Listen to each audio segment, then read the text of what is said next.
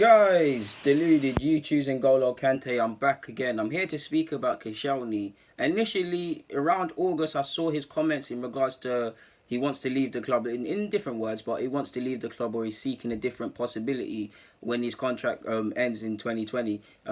That's fair enough. I mean, he's 32 years of age. I believe he turns 33 this September. So by the time his contract is finished, he'll be, what, 34, 35 years of age. To which, no matter way we look at it, he's had a good career at Arsenal. He's come along in his 320 or 320 or just over that appearances for the club. He's come a long way. He was that guy we all remember between him and Szczesny, who's to blame for that cup final. He was very shaky. He then became a consistent and competent centre half and a good centre half.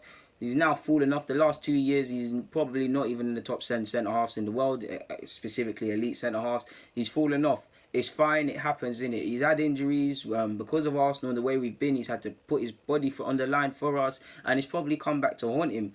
But his agent spoken again, and he's more or less confirmed that he had offers to leave the club this year, specifically from France, from China. He said even Monaco wanted him this summer, but obviously he's injured, so it kind of put them off. What was it? Marseille tried to get him last year.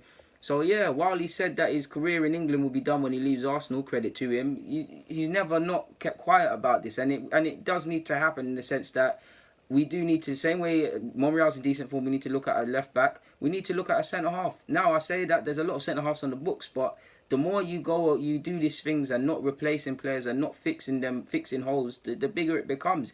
I know in remember he's spoken about how Koscielny's going to be vital to the side, how he's still one of his captains and he's talked him up. And even credit to Koscielny, he looks ahead of schedule in the sense that people were saying the new year, with rumours that he started his latest phase of rehabilitation and the target now is to return at some point in November. So that's credit to him, that's credit to the man, that's credit to his principles, that's credit to both him and the people around him, whether it's his wife, his kids, nutritionists, whoever's around, just friends in his circle, for keeping him motivated, for keeping himself motivated and being on it, but keeping his spirits up and things, because it hasn't been easy for Koscielny. He'd be a World Cup winner, well, saying that he would have probably got spanned in the final, but he'd probably be a World Cup winner if he stayed fit in the same way. If Royce never got injured, Mustafi wouldn't have a World Cup winners medal. But these things happen in life, and it's got to have hurt him, and it's got to give him the desire to come back and be fit. Some people have said that when he actually comes back, they think Socrates will play better. I'm not sure how they correlate, but I haven't paid much attention to it.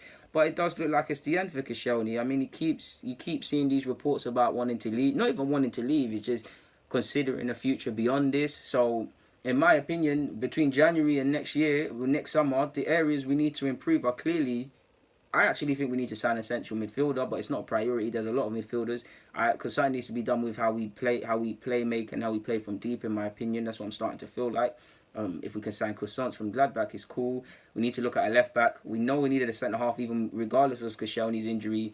We need that now, innit? And there's a case for a winger. So there's about 4 players that need to come into the club for me within the next couple of months. But whether it happens is something different. But yeah, man, I just thought I'd talk about this, to be fair with you. Like, yeah, I don't know where he ends up. If I make a guess, it'd be only right that he returns to France. I don't really see him as someone that goes to China, but the financial rewards could not only benefit you and your children, but their children's children, and create some generational wealth. I mean, and you need that regardless, man. So yeah, man, we'll see what happens. But for now, there's not much more to add on that. Guys, deluded, get in the comments, subscribe, and do the rest if you wish. I'm out.